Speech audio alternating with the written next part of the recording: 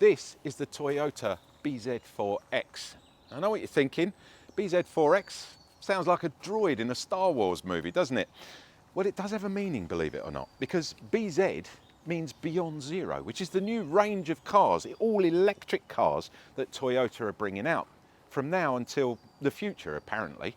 So BZ meaning beyond zero emissions. I think that's where Toyota were going with this. 4 dictates the size of the car. So 4 as in RAV4. So it's a RAV4 sized car.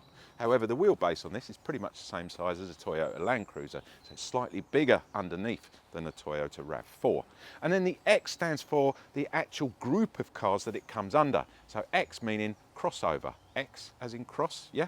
So it's a crossover SUV. So there you have it, the BZ4X. And however, you know, this might be a strange name. In the future, all of this range of cars will have these abbreviations. Personally, I think it would have been easier to call it something like, you know, Horizon or something like that. It would have just made life a lot easier. But I like the fact that we can explain where it comes from and what it means. It was launched back in 2021 to the public, and it finally went into production in 2022. So it's not even been around a year yet. The car comes in a couple of different variations. We need to take a look around it, need to see what we think and whether it does what it says on the tin. So we'll give you our review. You're watching me, AJ, on the Player YouTube channel. And if you have not seen what we do before, because we don't just do cars, watch this. You're going to love it. This is how a car should sound. Listen to this.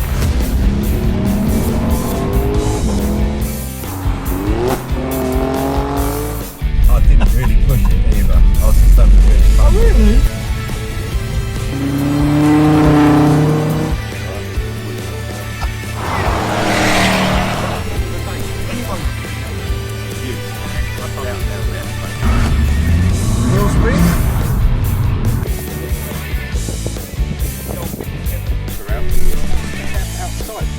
So there you have it, guys. The Ferrari's over. My birthday present.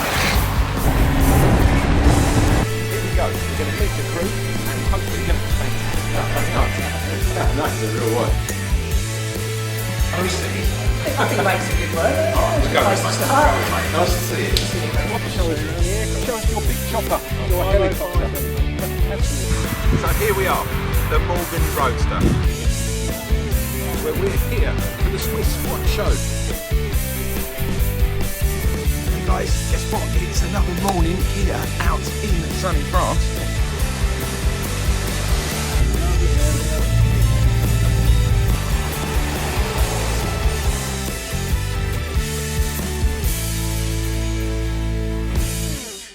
So when it comes to power on the BZ4X, there are a couple of different choices, and also there's a choice of front-wheel drive or all-wheel drive. I'll explain. So basically your front-wheel drive car gets a 150 kilowatt motor, what you can see here. That's the equivalent of around 200 brake horsepower in combustion engine torque, if you like. That will give you a range of around 318 miles, which is not bad at all. 0 to 60 time of around 7.5 seconds, also very good. However, if you want the all-wheel drive version of this car, you get 2 80 kilowatt motors, so it gives you the all-wheel drive capability of this car. Those 2 80 kilowatts, that's 160 kilowatts in total if you've already done the math. At the end of the day, that's around 220 brake horsepower in combustion engine technology, but you will only get 286 miles of range. Wait for it though. A 0 to 60 time sub 7 seconds. So at the end of the day, it's going to be a bit of a choice, a personal choice, as to which options you go for. So BZ4Xs come with one charging port here at the front on the left hand side. I'd like to have seen 2 charging ports, because when you pull onto a charger, it's nice to have the option you don't have to reverse on, you know, as dictates in some situations. You will notice this has a rather large charging flap or panel here, and it quite clearly says electric. Do we really need reminding? Do we need another badge on there? I think, as I say, you know, aesthetically it's just not nice the way it's cut through here. It's rather large, but inside there you do have your 2 ports for charging. There's a couple of options which might sway which way you go when it comes to the choice on this car. If you go for the front wheel drive only car, you will be able to charge this on a 150 kilowatt charger, which will give you somewhere, you know, from around 10 to 80% in less than 30 minutes. That's very good indeed. However, if you go for the all-wheel drive version of this car, you can only charge it on a 100 kilowatt charger, which means it's going to take that little bit longer. So again, that choice is going to be down to what you're going to be using this car for. Another thing you can get with this car is a solar roof. Oh yes, you can get a solar panel roof, which will harvest the sun's rays and give you around 1100 miles of free energy per year. You need to check with your Toyota dealer as to the availability of that and how much it costs. However, if you live here in the UK, forget about it. I mean, as you can see, most of the days we get here are either drizzly or overcast. One more thing just to mention is that these cars on home chargers, usually electric cars charge at 7 kilowatts an hour. This car only charges at 6 kilowatts an hour. So it's going to take around 9 hours to give you, you know, again, a sort of low percentage up to about 80% charge on the car. But if you're plugging it in and use it on a daily basis, it should be more than ample. Here in the UK, BZ4Xs start from 46,000 UK pounds. There are 3 different trim levels to choose from. Your entry-level car is called the Pure, mid-range car is called the Motion, and top of the range, or kitchen sink level as I like to call it, is called the Vision. Visions start from 55,000 UK pounds. Now, one thing to remember when buying one of these cars, entry-level cars only come in the front-wheel drive option. If you want that all-wheel drive option, you've got to go for the Motion or the Vision. Just bear that one in mind. Now with the Vision, if you do go that extra mile, you will get some nice extra little bits and pieces, including 20-inch rims and a 12.5-inch Toyota multimedia system. Entry-level cars do get 18-inch rims. You will get LED lighting front and rear. Inside you will get an 8-inch Toyota multimedia system that incorporates Apple Play and a sat-nav system. Additionally, you will get cruise control, you'll get distance control and lane keeping. So all in all, your entry-level car isn't that bad a deal. When it comes to paint colours, there are 6 different colours to choose from. If you don't mind solid black, that's included in the price. However, if you want any of the metallics, you are going to be paying between £650 and £950 extra. So around at the back of the BZ4X, I think is what we term here in the UK as a bit Marmitey. Now, Marmite is a product that not everybody likes, but a lot of people do like. So it's a bit of that 50-50, if you like. And I think the design of this is a bit of the 50-50 Marmite sort of feeling. You've got this very weird sort of aero bit going on the top here. It's been split into 2. I'm sure there's good reason for that, because obviously being an electric car, you need it the most efficient it's going to be at getting through the air to give you the maximum range on this car. And I think, you know, additionally another little spoiler here. It's all kind of mishy-mashy. It doesn't quite do it for me. I do like the LEDs at the back here though. That's really nice. And I love this big rear screen. It's a massive rear screen on this. However, have you noticed one thing? What's missing? The wash wipe. What's going to happen if you're out parked under a tree somewhere and the seagulls had a good clear out, if you get my drift, and it's all over the back here? You're going to have to go and get wet wipes and tissues and start wiping it. Otherwise you're not going to be able to see out the back of the car when you're driving along. So I think it's a bit of a major faux pas on Toyota's behalf there. You should have fitted a rear wash and wipe. I love the privacy glass, very nice, and I will re-mention the size of this rear glass. It's brilliant when you're reversing and parking this car. It's got an electronically assisted tail lift. Obviously there's no fake vents at the back here because there is no exhaust on this car. Inside here, well, initially I like, as I say, the tail lift is electronically assisted. It goes to a nice height. So, but again, it's draining the battery every time you use that. Do we really need it? Could we not have had decent gas struts and just lifted it? Just a thought, that's all. Obligatory parcel shelf comes in every car these days. I think these are completely useless. There's no point. And if you've got, you know, if you're going to put valuables in it, you're not going to just throw them in a boot, are you? I mean, come on. You're going to hide them somewhere, or you're not going to take them out with you. I mean, how much valuables do you need? Inside, as I say, obligatory parcel shelf. So, but this one is very, very nice. It's a rolly one. You can see that. It's rolled up. It's so easy to get in and out. And you know what I do with these normally? If they don't go under here, they get thrown. Let's check it out, because under here where the cables are kept, additionally, Toyota have come up with an absolute genius way of losing this. All you've got to do is you turn it upside down, you put it inside the car, You put that end in there, and then you just pop that end like that, and it pops inside. And then you can just literally lift the boot cover over. Ta-da! Look at that. Genius, Toyota. Genius. I love it. Because on those days when you're out and you see your friend walking down the road with two big, you know, dogs or whatever, and they've got to get in the back here, and then you've got kids as well because you're going to give them a hand, or you're picking up a bike, you get the drift. You don't really want to be putting that parcel shelf on people's laps, or inevitably in the front footwell, or even just leaving it at home, because at the end of the day you've paid good money for that and it's doing a job, and if you like that sort of thing, fine. Let's get it back out because I want to show you under here. So I'm going to pop it up, and I'm actually going to put it back into its position, show you how easy it is to do. Pops in there like that, just lean forward, spring loaded, lovely, click and go as I say. Inside you will get two charging cables. You've got your sort of home charging cable for emergencies. That's one you can plug into the home electrical system. Wherever you are in the world will depend on what plug you've got in there. We're here in the UK, so we've got a 3-pin plug. That comes with the car as well. You also get a spare charging cable over the back there for when you're out and about, and there isn't one actually on the charger itself. Highly unusual, but nice to have. There you go. I'm going to pop the cover back over there. One thing you won't get with this, you will not get a spare wheel. So there's no spare wheel with it. You don't even get a puncture repair kit with this particular car. I'm sure you can get one extra. They're useless anyway. Don't waste your money. The latex ruins the tyre, so you'll never be able to use it again. They don't pump up. I've had experience with them. If you think you can convince me otherwise, leave a comment in the box down below. But trust me, tried it, completely useless. Run flats. Run flats. It's the only way to go with this car, and then you can limp it back to a garage and get a new tyre put on, or have a nice little man come out and fit you a tyre. There you go. 60-40 split, 452 litres of boot space in here. Plenty of space. You're going to get loads of suitcases in here, bags of room. Not a lot of bits and pieces. There's no 12-volt charger in the back here, I've noticed. There's no shopping bag holders. It's a little bit sparse, a little bit basic. Another thing I've noticed, which is good, because I'm doing a little bit of, checking everything on this. I like the load height. It's only just above my knee. Very good indeed. If you're lifting heavy stuff, you're trying to get it in there. Secondly, there is no load lip on here. But one thing I'm going to suggest to you as a final thing, just to finish this segment on, get yourself some sticky back plastic. Comes in sheets, costs about £1 for a sheet. Cut it out to shape, stick it on here. When it wears out, pull it off, and it will stop this looking old and tired and scratched at the end of the day. Tip of the week from AJ.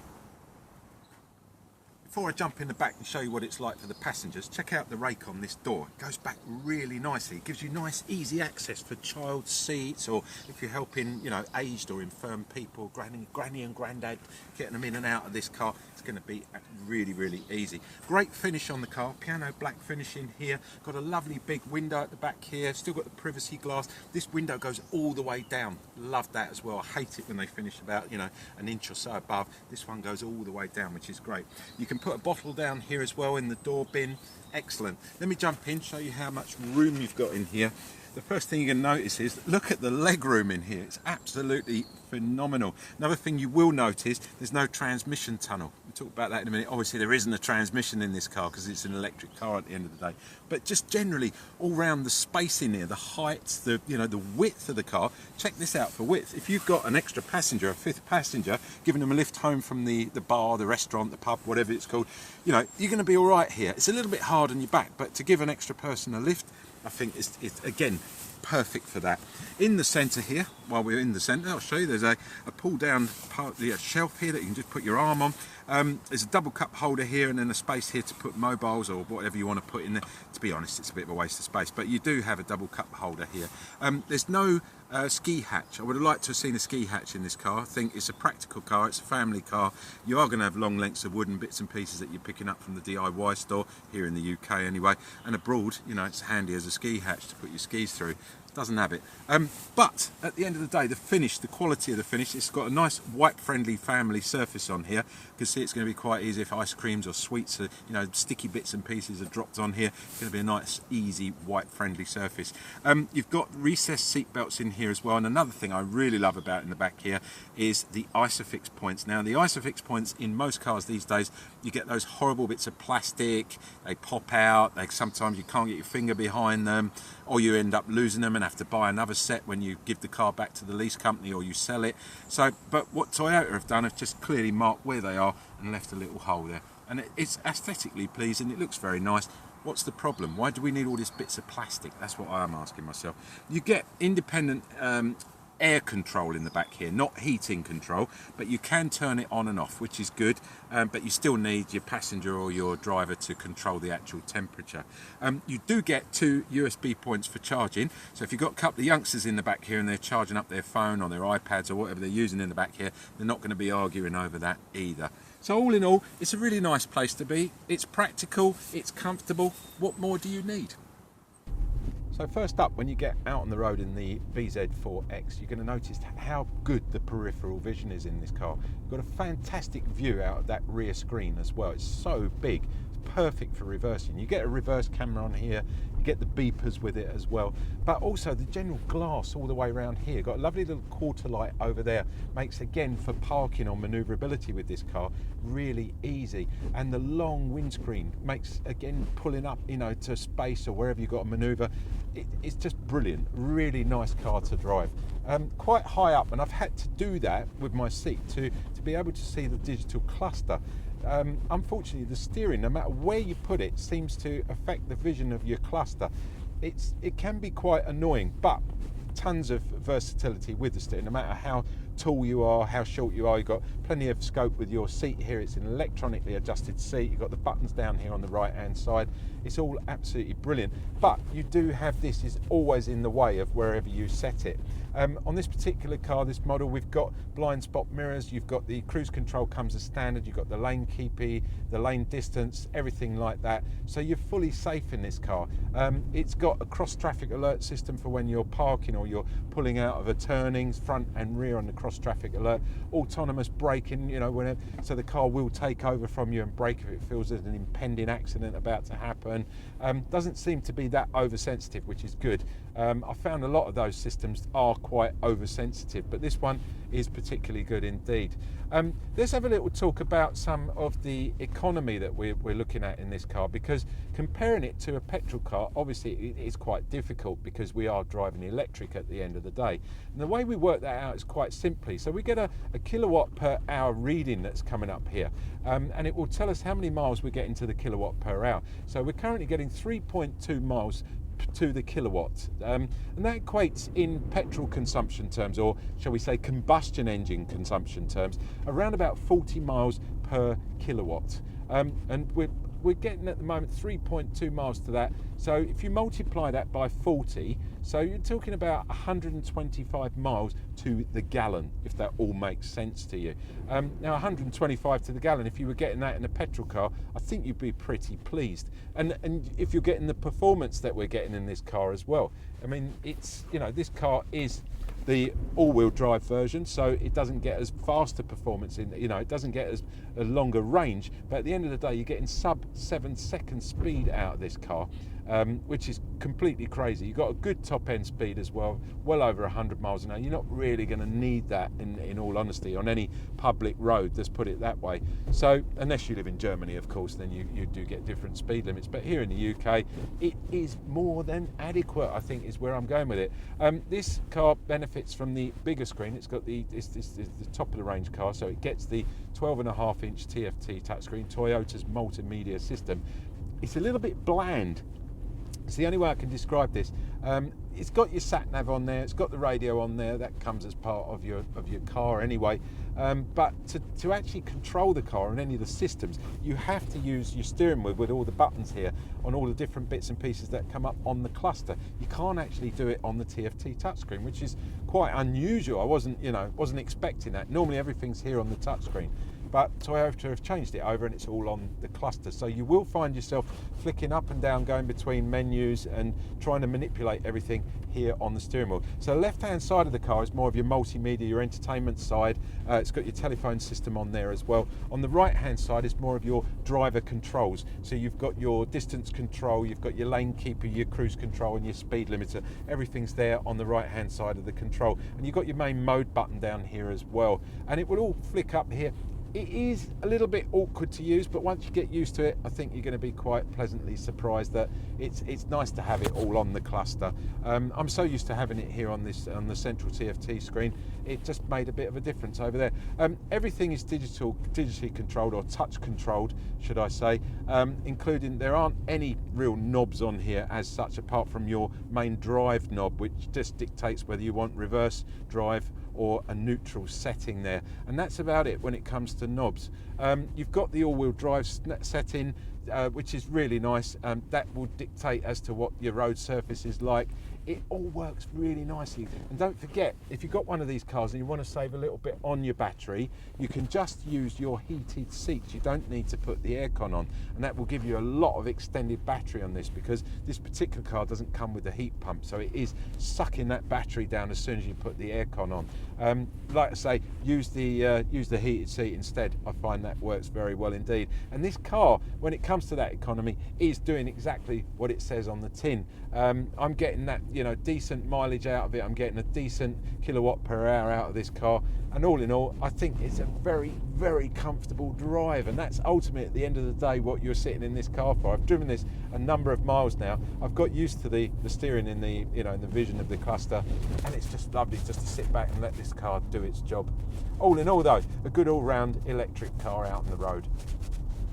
So there you have it, guys, the Toyota BZ4X. What did I think of it? If you're in the market for an electric car, an SUV-sized electric car, I think you could do far worse than not get down to your local Toyota dealer and give one a test drive, because I think you're going to be pleasantly surprised. And something you're going to be even more pleasantly surprised is when I tell you the warranty on this car is phenomenal. And that's the only way I can describe it. You get 10 years or 100,000 mile warranty with this car. 10 years! I know, it's crazy, isn't it? In addition to that, you get an 8-year and 100,000 mile warranty on all the battery bits and the electrical components. And on top of that, you get 12 years anti-corrosion. Not that I'd ever think any one of these is going to rust in any way. You get 3 years paint work, and on top of that, finally, for the first year of driving it, you get full Toyota roadside assistance. Bit of a no-brainer in my opinion. If you are in the market for one of these cars, definitely worth a little visit down to your Toyota showroom. Guys, you've been watching me, AJ, on the Player YouTube channel. Thank you very much for watching. If you've got any questions about the car or any comments that you want to make, stick them in the comment box down below. Don't forget, like, subscribe and comment if you want to, as I've just mentioned that. When it comes to subscribe, you saw at the beginning of this video, we don't just do car reviews. No, we do loads of stuff. So if you're interested in any of the stuff that you saw in that little video at the beginning, then subscribe and leave the bell sign unchecked, because then you'll get regular updates as and when we put new videos up, and it will let you know, and then you can buzz over there and see if it's of interest.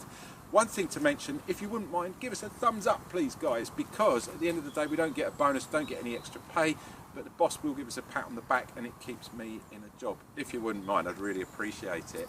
And finally, in a way of thanks for doing that, I want to offer you something for free. We are part of The Player. Now, The Player is a much bigger organisation, and The Player produces an online and physical bookazine for men. And it's full of cars, it's full of boats, jet skis, holidays, golf, food, interviews, you name it. Everything us guys love is in that book. It's 220 pages. It's yours completely free of charge, the online version. All you've got to do is head over to www.theplayer.co.uk. Hang on, I'm going to pull it in here now. Leave it down there just to remind you. So just head over there, no biggie, just put your name in and your email, and you can either download it or you can view it online at your leisure. Just enjoy. It's on me. Thanks for watching, guys. I will catch you next week with something different, equally as exciting as the BZ4X from Toyota.